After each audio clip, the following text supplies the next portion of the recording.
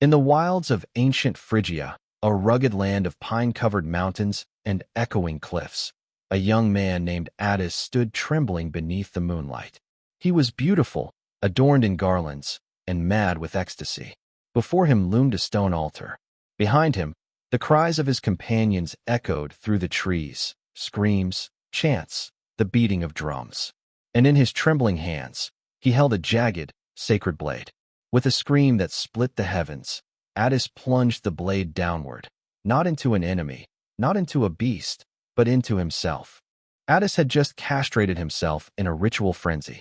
His blood soaked the earth, and as it did, the goddess Cybele, the great mother, the earth herself, received it like wine. That night, myth was born, but myth would soon become religion, and religion would become blood-soaked history. For Attis's mutilation wasn't merely a fable, it was a blueprint, and for hundreds of years, men followed it. In ritual processions across Asia Minor and into the heart of Rome, the self-castration of Attis was reenacted, not symbolically, but literally, in a fevered, frenzied rite known as the Dies Sanguinis, or Day of Blood. On the spring equinox, the followers of Cybele, called the Galli, would enter ecstatic trances induced by drums and flutes, wild dancing and self-flagellation. They would whip themselves into a fever until, in a final moment of divine possession, they would take knives, shards, or stones and sever their own genitals. They would then hurl them into the crowd or onto the altar, as a total sacrifice of masculinity to the goddess who demanded more than devotion. She demanded identity, pain, transformation. It was a horrific spectacle. Blood, music, and madness merging in public squares. Women would wail. Men would avert their eyes. And still it happened, year after year. The Galli called it liberation, the shedding of the flesh, a rebirth through death. Rome called it an abomination. But the cult was unstoppable, because behind this act, behind the blood and the mutilation, was something even more terrifying, a promise. A promise that pain could lead to divinity, that self-destruction could bring salvation, that surrendering one's humanity could reveal something otherworldly. And so the eunuch priests emerged, holy men in women's clothing, bearing scars that marked them as chosen. They were mocked, feared, revered, and most of all, untouchable, because who else would dare do what they did? The castration of Attis was only the beginning, but its echoes shaped a priesthood that Rome never fully controlled. And when Cybele herself arrived in the capital, escorted by a black meteorite and imperial decree, Rome found itself confronting not just a foreign goddess, but a force that had already claimed its priests in blood. In 204 BCE, as Rome teetered on the edge of collapse during the Second Punic War, the Senate made a desperate move. Hannibal was still marching across Italy, and the omens were dire: failed harvests, earthquakes, and black rain that fell over the Forum. Rome needed divine intervention, not from their traditional gods, but from something older, wilder, more primal. So they turned east, to Phrygia, and to a goddess whose power terrified even the gods of Olympus. Cybele. She was the Magna Mater, the Great Mother, the embodiment of the fertile earth and untamed wilderness. A goddess of mountains, beasts, and blood. Her priests, the Galli, had already been whispered about in Roman streets, and feared for their mutilated bodies and foreign rites. But now, the Senate wanted her. The Sibylline books, Rome's ancient prophetic scrolls, had declared it: if you bring the mother of Mount Ida to Rome, Hannibal will be driven out. It was not a metaphor. The Romans sent envoys to Anatolia to retrieve the goddess's image, a black, conical meteorite believed to be the earthly form of Cybele herself. It was transported with immense reverence, escorted by priests, soldiers, and sacred processions. A virgin named Claudia Quinta, accused of sexual impurity, pulled the goddess's barge up the Tiber with her bare hands to prove her chastity. When the stone finally entered Rome, the people erupted in celebration, not realizing they were inviting something utterly alien into their world. Cybele's cult didn't come quietly. It came with ecstatic music, ritual self-harm, and foreign priests who bled for their goddess. But Rome was too desperate to resist. The meteorite was enshrined on the Palatine Hill, and a temple was built for her beside the heart of Roman power. Suddenly, Rome, that bastion of order, masculinity, and discipline, had embraced a goddess whose rites included castration, possession, and wild, feminine ecstasy. It was a paradox the Romans never resolved. Cybele was now a Roman goddess, but her cult was never truly Romanized. Her rituals remained ungovernable. Her priests, eunuchs in flowing garments, could not legally be Roman citizens. And yet, the people came. Because the cult promised something Roman religion did not: emotional release, a connection to primal forces, a taste of divinity through suffering. Every spring, the streets pulsed with the sound of tympanums and flutes. The day of blood came again and again. Men screamed, bled, and collapsed in ecstasy. The Senate tried to maintain control, forbidding Romans from joining the priesthood, limiting public displays. But the cult grew. Because behind the horror was an ancient truth: some people longed to lose control, to be consumed, to disappear into something greater. And Cybele, seated atop her lion-drawn chariot, offered that annihilation wrapped in glory. But she also demanded loyalty. Total, irreversible loyalty. Once a man became a Galli, there was no going back. Not in body, not in mind, not in soul. The black meteorite on the Palatine was just stone, but what it represented shook the foundations of Rome itself. And in the following years, her priests, mad, mutilated, and divine, would erupt from the temples and into the streets, turning every spring into a carnival of pain. They came howling through the streets like spirits unchained. Clad in vividly colored robes, necklaces of bones, and long, disheveled hair, the Galli burst into the Roman Forum with the force of a thunderclap. Their drums pounded like war, their flutes shrieked with madness. Faces painted, bodies slashed open and bleeding, they spun in wild, uncontrolled circles, shrieking praise to Magna Mater. This was not worship. It was a storm, a living exorcism that turned the city into a stage of divine chaos. To the average Roman citizen, the Galli were not just strange, they were terrifying. These were men who had rejected masculinity, mutilated their bodies, and now danced like possessed prophets, shaking in states of frenzied bliss. They shouted prophecies, tore at their flesh, and collected coins in bowls, howling blessings and curses in the same breath. Children wept. Soldiers stared in disgust. But no one interfered, because these were the priests of the goddess Cybele, and they were not to be touched. Their processions followed a strict calendar. During the Megalesia festival in April, the city braced itself. The Galli ceremonies began with ritual flagellation. Blood gushed from their arms and chests as they beat themselves with whips studded with bone or metal. Next came the ecstatic dancing, spinning until they collapsed, speaking in tongues, eyes rolling back in their heads. But the centerpiece, the moment everyone feared and anticipated, came during the Dies Sanguinis, the Day of Blood. That's when new initiates would join the ranks. In the midst of screaming flutes and pounding drums, a man would step forward, consumed by divine mania. In front of the crowd, he would castrate himself, a gory offering to the mother. Blood poured into the earth. The crowd gasped, some ran. Others watched, transfixed. He would then don the robes of the Galli, and rise not as a man, but something other. This public display wasn't just ritual. It was terror, and it was power. The Galli held a kind of spiritual leverage that no Roman priesthood could match.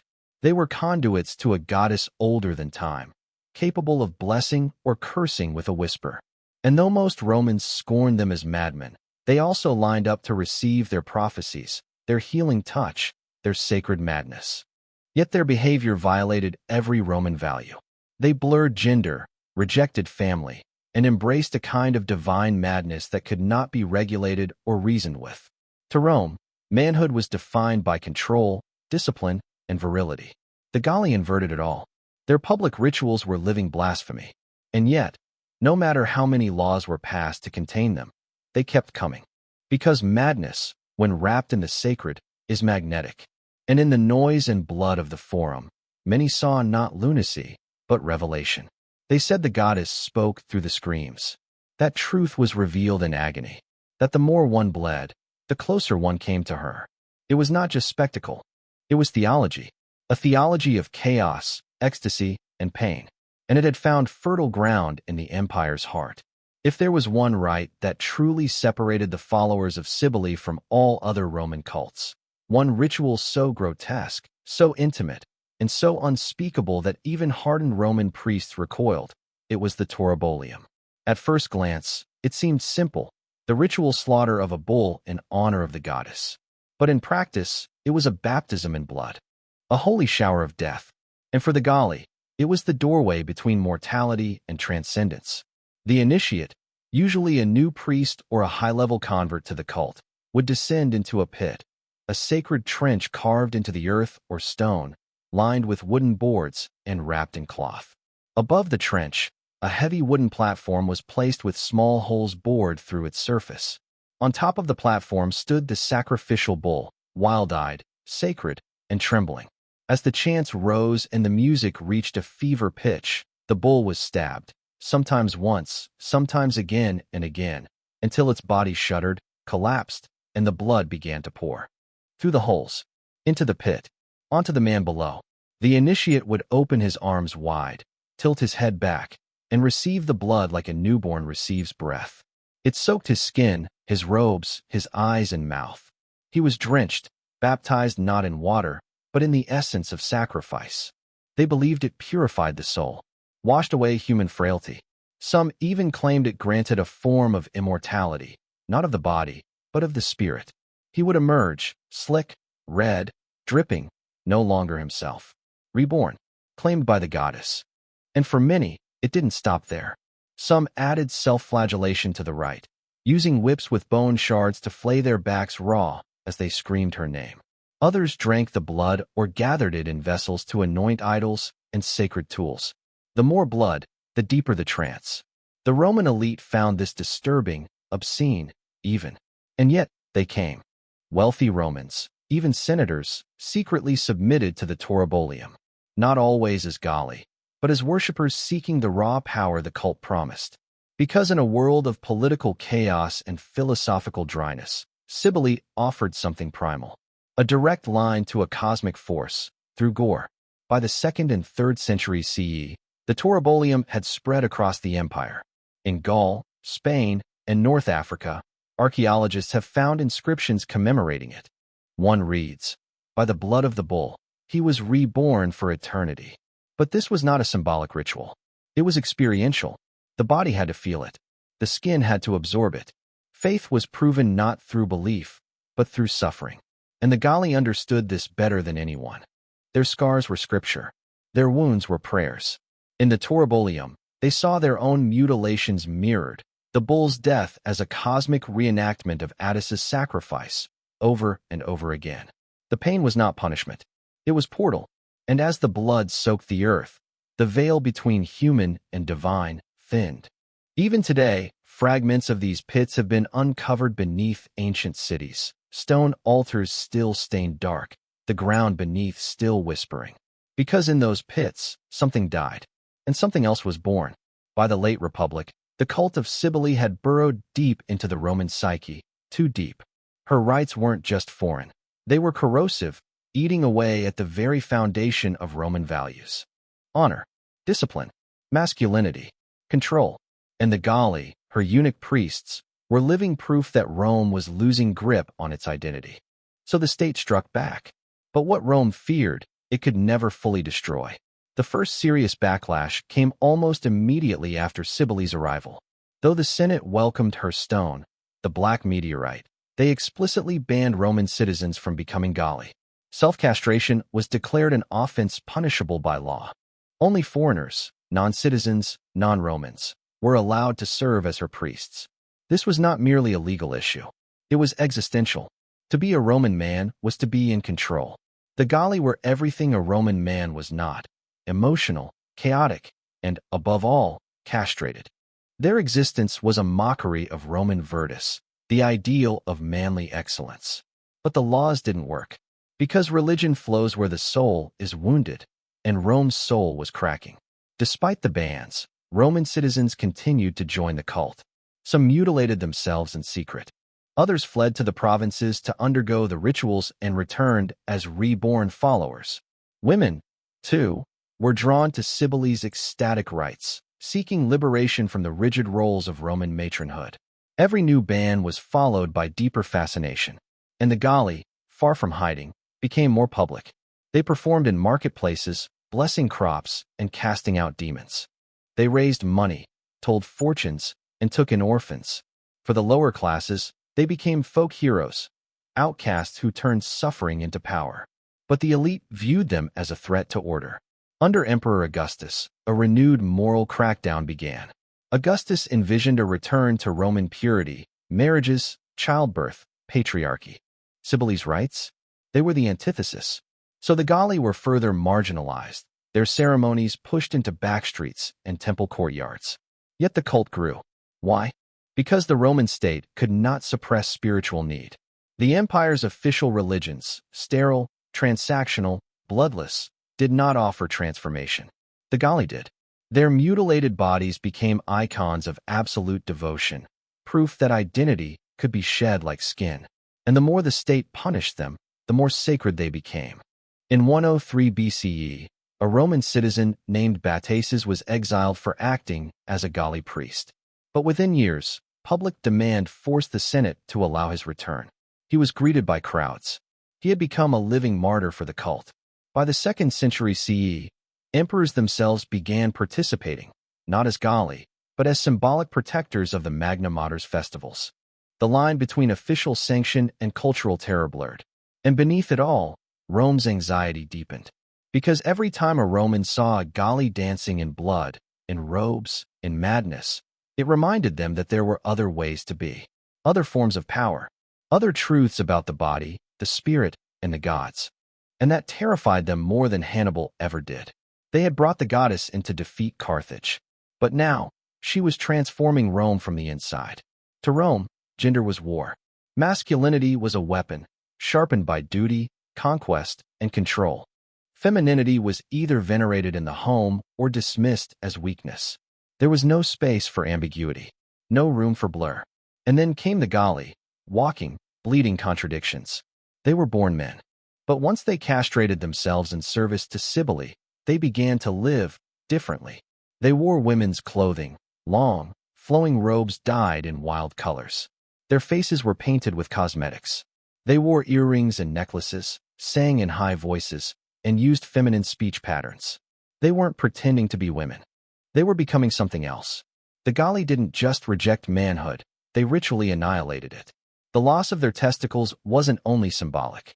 In a society where virility defined social status, their castration placed them outside the hierarchy, below slaves, outside gender, beyond category. To many Romans, they were abominations. And yet, some followed them. In their rejection of male identity, the Galli accessed a kind of divine liminality. They became intermediaries between worlds, between male and female, human and divine, order and chaos.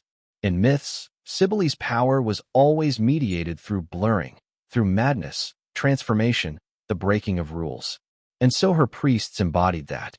Their appearance sparked outrage and fascination. In Roman literature, satirists mocked them as half-men or unmen. Poets like Juvenal ridiculed their public performances, painting them as degenerates. But the mockery always felt nervous, as if laughter was the only defense against the unease they inspired. Because the Galli were not weak. They wielded spiritual power. They had followers. They made prophecies. They healed the sick and terrified the sane. And more importantly, they existed freely in a society built on rigid roles. The public didn't know what to do with them. And perhaps that was the point. Their gender expression was not a costume. It was ritualized transgression, a theological rebellion against Roman patriarchy. Their robes were sacred vestments. Their androgyny wasn't a flaw. It was the proof of their sacrifice. They bled to cross the boundary. And once crossed, there was no return. In this space, they could channel Cybele, a goddess who was both mother and destroyer, nurturer and chaos incarnate. The Galli echoed her duality, creating an identity that was neither male nor female, but sacredly other. This terrified Rome, not because they didn't understand it, but because they did. The Galli posed a moral threat, a spiritual threat, a metaphysical threat. Because if manhood could be cast off, if the body could be redefined, if devotion could rewrite identity, then what exactly was real? As more citizens secretly sought out the Galli for blessings, prophecies, or even mentorship, The Senate feared the erosion of Roman values. But they were too late. The Galli had created an alternative reality, one soaked in blood and ecstasy. And they were just getting started. Their eyes rolled backward. Their limbs flailed like broken marionettes. Their voices shrieked in tongues no Roman could decipher. To the outside world, the Galli looked like lunatics, seized by madness, consumed by delusion. But within the cult of Cybele, what the world called insanity was divine possession. At the heart of the Galli's terrifying power was their ability to enter trance states, not the serene meditations of Greek philosophers, but raw, violent eruptions of the soul. These were episodes of total disintegration, where self-control was sacrificed to the goddess, and what remained was no longer man. It began with rhythm, the pounding of tympanums, deep hand drums that mimicked the heartbeat of the earth, the shrill shriek of flutes, weaving through the air like serpents. The dancers began to spin, faster and faster, the sound pressing into their skulls until time collapsed. Then came the blood, flagellation, cuts, the taste of iron, the smell of sweat and incense. The boundary between pain and ecstasy dissolved. And finally, the fall. They collapsed into trances, sometimes foaming at the mouth, eyes wide and unseeing. In this state, they would cry out prophecies. Some spoke in languages no one recognized. Others laughed or wept uncontrollably. They claimed the goddess had entered them, that she used their bodies as a mouthpiece. The Greeks had a word for this, entheos, to be full of the god. And though the Romans feared it, they could not deny its power. Writings from the period described Galli in trance-like states, giving shockingly accurate prophecies, revealing lost objects, or healing the sick through violent exorcisms. One account from Asia Minor tells of a Galli who, during a convulsion, predicted the sudden death of a magistrate, who then died the next morning. Coincidence? Fabrication? Or something else? Roman doctors, particularly those aligned with Stoic or rational schools, dismissed the Galli as epileptics, hysterics, or charlatans. But even they admitted the uniformity of the experiences was disturbing, because these were not isolated cases. Across the empire, Galli trances followed patterns. The music, the self-harm, the collapse, the prophecy. It was almost mechanical, and yet deeply personal.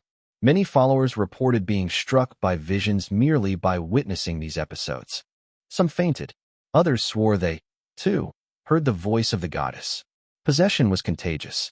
But the question remained, were the Galli faking it? It's unlikely. Castration was permanent. The pain was real. The blood was flowing. And no man would endure that just to perform a street trick. More likely, the Galli had found a way to access altered states through ritualized trauma. Modern scholars have compared their practices to shamanic traditions, where extreme pain, rhythm, and dissociation collapse the boundaries of the ego and open the door to something else, something inhuman. Whether that something was divine or psychological depends on your worldview. But to the Galli, there was no doubt. Each scream was a hymn, each wound a verse, and each trance a glimpse into a realm Rome could never rule. Because in the end, madness and divinity often were the same mask. And for the Galli, it was the mask of Cybele herself. Above ground, the streets of Rome bustled with politics and commerce. But beneath the marble and mosaic, in dark sanctuaries hidden under temples and houses, the true mysteries of the Galli unfolded, away from the eyes of the empire. This was where the Toribolium reached its most sacred form. These underground chambers, sometimes called Crypta Magni Dei, were not merely hidden places. They were wombs, spaces of ritual death and spiritual rebirth. Their walls were painted with celestial symbols, sacred beasts, and images of Cybele enthroned beside lions, her eyes wide with divine wrath. Inside, initiates prepared themselves for transformation. The ritual began in silence. The priest, always a Galli, would lead the neophyte into the chamber, instructing him to shed all worldly possessions, including clothing. He was bathed in herbs, oils, and sometimes ashes, a symbolic death of the self. Then, he was led into the pit, the same kind described earlier, carved beneath a wooden grate. Above him, the sacred bull was let in. But this was no ordinary bull. It had been consecrated with chants, decorated with ribbons and flowers, and blessed with symbols carved into its hide. The Galli would dance around it, whipping themselves, drawing blood to charge the atmosphere. At the climax, the bull was slain with a massive blade, and its blood spilled down onto the initiate through the slatted floor. What followed was not a celebration, but a sacred silence. A kind of awe descended over the chamber. The blood-soaked man would be lifted out of the pit, sometimes in tears, sometimes in trance. He had been reborn. It wasn't just a physical transformation. It was metaphysical. From this point forward, he was no longer part of the human world in the Roman sense. He had stepped into sacred space, and now bore the mark of the divine. His skin would never forget. His soul would never return. The Galli considered these rites to be a mirror of Attis's death and resurrection. Just as Attis had bled into the earth after his self-castration, so too did the bull bleed for the initiate. And just as Attis was reborn as a godlike figure in Cybele's mythology, so too was the devotee reborn, not as a man, but as a vessel. These rites weren't limited to Rome. Archaeological remains of Taurobolium chambers have been found in Lyon, Tarragona, Carthage, Ostia, and Mainz, each with unique inscriptions, some of which read, "By the blood, I was renewed for eternity." For Cybele and Attis, my body was broken. The rituals evolved, but the core remained: pain, blood, rebirth. And always secrecy. Outsiders were forbidden. Those who entered without initiation risked not just excommunication, but madness. Some stories tell of spies who sneaked into the Taurobolium and emerged days later, catatonic, screaming, unable to speak. The Galli believed this was Cybele's punishment. Because you don't look into the face of the goddess uninvited. You bleed your way in, or you don't come at all. These underground temples were not meant to be preserved. They were meant to be experienced, then sealed, hidden like wounds beneath skin. But traces survive. Scars in the earth. Inscriptions carved into walls with trembling hands. Rome may have built her empire with legions and laws. But beneath all that, there was blood. And that blood still whispers. By the 4th century CE, Rome had changed. Gone were the old pantheons, the public sacrifices, the festivals of 1,000 gods. A new faith was rising. One born in persecution, preaching salvation, and now clawing its way into power, Christianity. And with it came a reckoning. The cult of Cybele, once tolerated, even celebrated by emperors and citizens alike, suddenly found itself under siege. Its blood rituals, its gender defiance, its ecstasy and madness, everything the Galli embodied, stood in direct opposition to the emerging Christian moral order. Rome no longer feared the Galli. It reviled them. The transition didn't happen overnight. Early Christians had long criticized the cult from the fringes.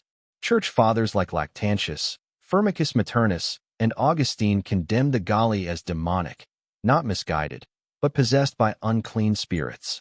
Their castration was called unnatural, their trances interpreted as signs of satanic influence. And the Taurobolium? A mockery of baptism. The blood of the bull, they claimed, could not cleanse sin. It could only desecrate. Christianity offered a new kind of rebirth, not through self-mutilation, but through grace. Not in caves, but in churches. Not with screams, but with silence. But the cult of Cybele didn't die quietly. Even as Christian emperors rose, her worship persisted, in secret, in the provinces, in shadows. The Galli refused to surrender. They continued their rites underground, their robes now symbols of resistance.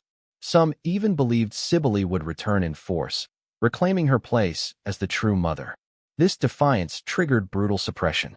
Under Emperor Theodosius I, who ruled from 379 to 395 CE, Rome enacted some of the most aggressive anti-pagan laws in its history.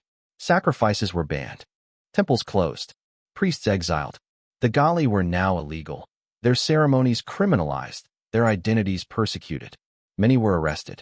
Some were lynched in public. Others simply disappeared. What had once been a celebrated expression of spiritual devotion became an unspeakable heresy. But something strange happened. Even as the state crushed the cult, it absorbed its symbolism. The image of the Virgin Mary enthroned with the Christ child mirrored Cybele and Attis. The catacombs, where early Christians worshipped, resembled the underground sanctuaries of the Galli. And perhaps most hauntingly, Christian martyrdom, the idea that suffering leads to transformation, echoed the theology of Cybele's priests. Christianity had defeated the Galli, but it had also inherited their shadow. Modern scholars debate how much of Cybele's cult directly influenced Christian rituals, but the parallels are eerie. Blood, death, rebirth, sacred suffering, the destruction of self to commune with the divine. The difference was in presentation. One used bulls and blades. The other used crosses and silence. By the 5th century, the last public trace of the Galli vanished. Their temples were desecrated or converted into churches, their names erased from stone. And yet, they were never forgotten. Whispers remained. Legends of mad priests in women's robes, gods who demanded flesh, and a goddess who once shook the empire to its knees. The church may have buried her, but not even Christianity could erase a mother goddess born in blood. The cult of Cybele didn't simply vanish. It was erased, methodically, violently, and almost completely. Rome, after centuries of reluctantly tolerating the mother goddess, reached a breaking point. Not because Cybele posed a political threat in her final years, but because she posed a philosophical one. Her worship had always been a mirror held up to Rome's soul, and what it revealed was unbearable. She offered salvation through surrender, transformation through mutilation, and power through chaos. In Cybele's world, pain was holy, madness was divine, gender was fluid, and order was illusion. The Roman state, and later the Christian Empire, could not coexist with such truths. So they rewrote the record. Most of what we know about Cybele and the Galli comes not from their own writings, but from their enemies. Christian apologists, Roman satirists, and skeptical historians shaped the narrative. They mocked, condemned, or pathologized the cult, turning sacred rites into scandals, holy trances into madness. The Galli were painted as clowns, degenerates, lunatics. And it worked. By the early medieval period, the memory of Cybele had been reduced to scattered myths and architectural ruins. The great temple on the Palatine Hill, once the spiritual heartbeat of her Roman presence, was stripped, defiled, and forgotten. But cracks remain. In those cracks, scholars have found glimpses of a lost gospel, not in scripture, but in scarred stone and underground altars. A gospel written in blood and silence. A gospel that defied empire. One where the divine was not separate from pain, but intertwined with it. Where the body was not an obstacle to salvation, but the instrument. Where identity was not fixed, but fluid, ever-changing in the pursuit of communion with the goddess. In this gospel, transformation required sacrifice, not just of flesh, but of ego, status, even sanity. Cybele offered no comfort, no reward, only truth, brutal, wild, and absolute. And that made her the most dangerous deity Rome ever knew. Because she didn't ask for loyalty. She demanded it. And once given, there was no return. Even today, long after the last Galli bled into the dirt, we feel her shadow. In the stories that remain. In the rituals we've repackaged. In the discomfort we feel when confronted with the parts of ourselves we cannot control. Rome buried the cult of Cybele, but they couldn't kill her. Because you can't kill the earth. You can only fear what it reveals. The story of Cybele and her eunuch priests is more than just an ancient footnote. It is a wound in the pages of history, one deliberately covered, surgically excised, and quietly forgotten. But history bleeds through its bandages. And what bleeds here is a terrifying truth, that long before modern debates on gender, body, identity, or spiritual ecstasy, there were those who surrendered everything to become something else entirely. They mutilated themselves not out of insanity, but out of devotion. They danced in blood not for attention, but for transcendence. They terrified Rome not because they were chaotic, but because they were free. The Galli lived in a space that modern society still struggles to name, beyond gender, beyond citizenship, beyond even selfhood. They were walking heresies to the Roman worldview. And yet, they thrived. For centuries, Rome tried to absorb them, then control them, then erase them. But their scars still echo in the stones beneath temples, in the stories that refuse to die. This isn't just weird history. It's forbidden history, because it challenges the very foundations of what society claims to be sacred. Pain, power, possession, identity, all merged beneath the gaze of a goddess whose throne was the earth, whose touch was madness, and whose priests left behind their humanity for something else. So next time you hear the echo of drums or feel the pull of something ancient in the bones of a ruined city, remember, not all gods demand belief. Some demand blood. If this story haunted you, shook you, or made you see ancient Rome in a terrifying new light, subscribe. Leave a comment. Tell us what shocked you most. And when you're ready, we'll be waiting with another story the history books tried to bury. Another cult. Another crime. Another truth you were never meant to know. Until then, watch your dreams. Some gods still whisper.